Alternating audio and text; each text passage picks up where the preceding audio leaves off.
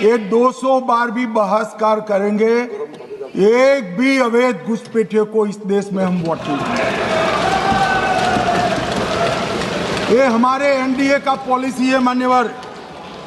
Detect मतलब ढूंढो, delete करो, मतदाता सूची में नाम काटो और उनको डिपोर्ट करो। हम संवैधानिक प्रक्रिया कर कर डिटेक्ट, डिलीट और डिपोर्ट ये पूरा करेंगे। ये क्यों सदन छोड़कर भाग गए?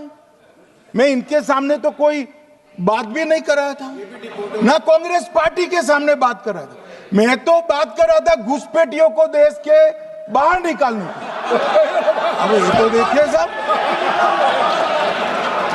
अगर मैंने इतने सारे आरोप करे श्री जवाहरलाल नेहरू पर, इंदिरा गांधी पर, इनके पिताजी पर, सोनिया जी पर, तब भागते तो लाजिम था। ये घुसपैठियों को लिए भाग गए क्योंकि उनकी हमारी पॉलिसी है डिटेक्ट, डिलीट और डिपोर्ट। उनकी पॉलिसी है नॉर्मलाइज कर दो घुसपैठ को, उसके बाद में मान्यता प्रदान कर दो और चुनाव में मतदाता सूची में डालकर फॉर्मलाइज कर दो।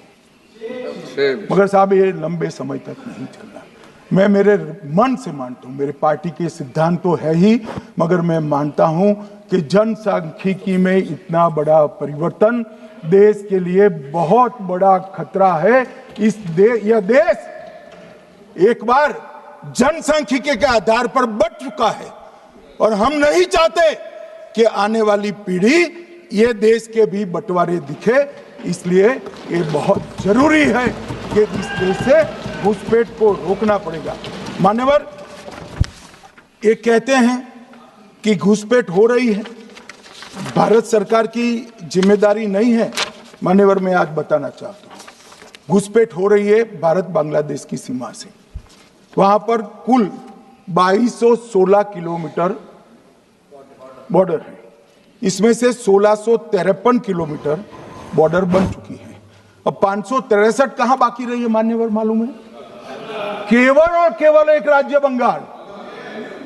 आसाम का पूरा हो गया, मेघालय का पूरा हो गया, त्रिपुरा का पूरा हो गया, जम्मू कश्मीर का पूरा हो गया, पंजाब का पूरा हो गया, राजस्थान का पूरा हो गया, गुजरात का पूरा हो गया, खाली बंगाल का बाकी रखा है।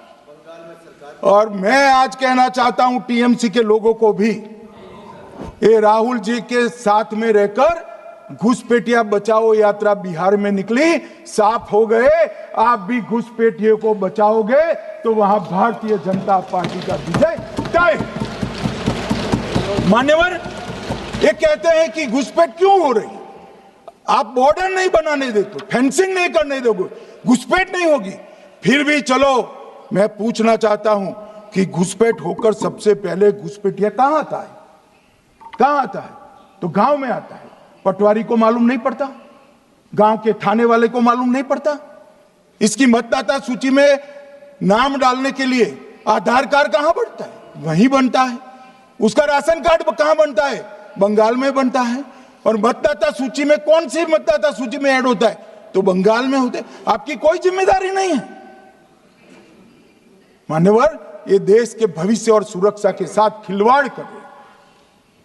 कभी कभार चुनाव तो जीत जाओगे घुसपैठियों के आधार पर, परंतु इस देश की सुरक्षा को आप ताक पर रखो।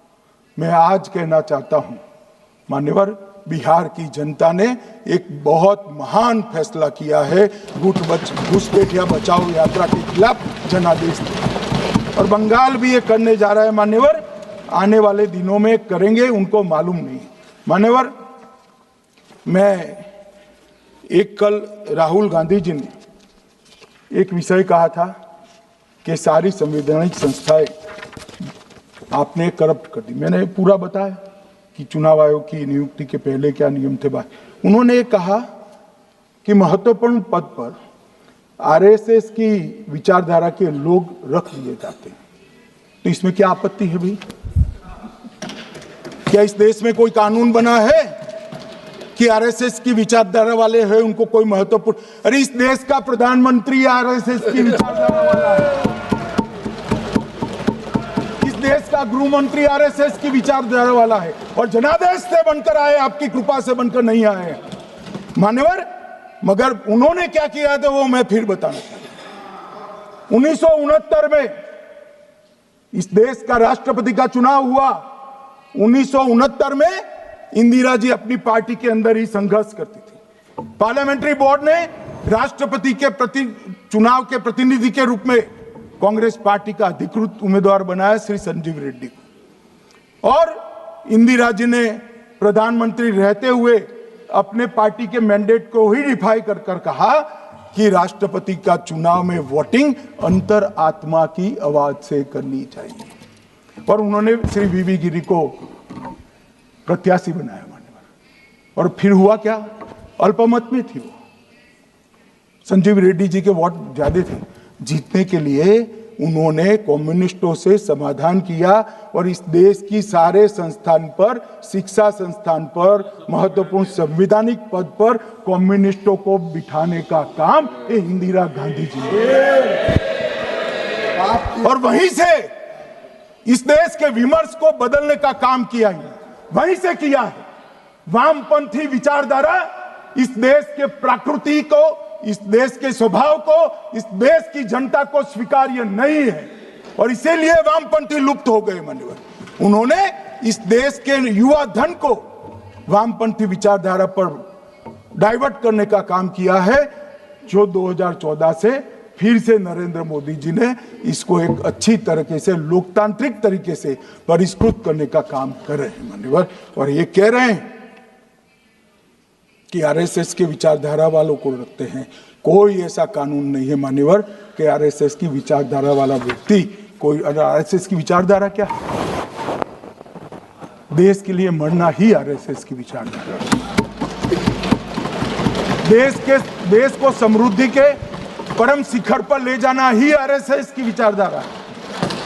देश की संस्कृति का झंडा बुलंद करना ही आरएसएस की विचारधारा। ये क्या समझाते हैं? हम ऐसे मान लेंगे? हम नहीं डरते साहब किसी से, हम नहीं डरते। मैं मेरी ही बात करता हूं। मैं तो 10 साल का था और नारे लगाता था, आसाम की गलियां सुनी है, इंदिरा गांधी खूनी है।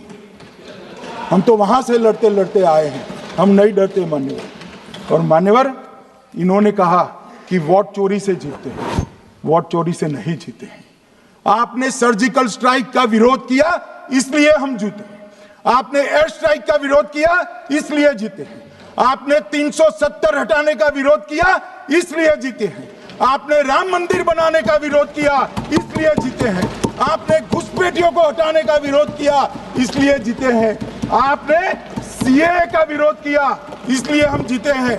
आपने ट्रिपल तलाक हटाने का विरोध किया, इसलिए जीते हैं। और आप 1 नेशन 1 इलेक्शन का विरोध कर रहे हो, इसलिए हम फिर से जीते हैं मान्यवर। 60 करोड़ गरीबों के घर में इस देश के प्रधानमंत्री जी ने घर पहुंचाया, गैस पहुंचाया, पानी पहुंचाया, शौचालय पहुंचाया, 5 किलो अनाज मुफ्त पहुंचाया और 5 लाख तक की दवाइयां मुफ्त कर दी। क्या समझते हैं कि वोट चोरी कर जीते हैं? इस देश के इंफ्रास्ट्रक्चर को 40 साल देख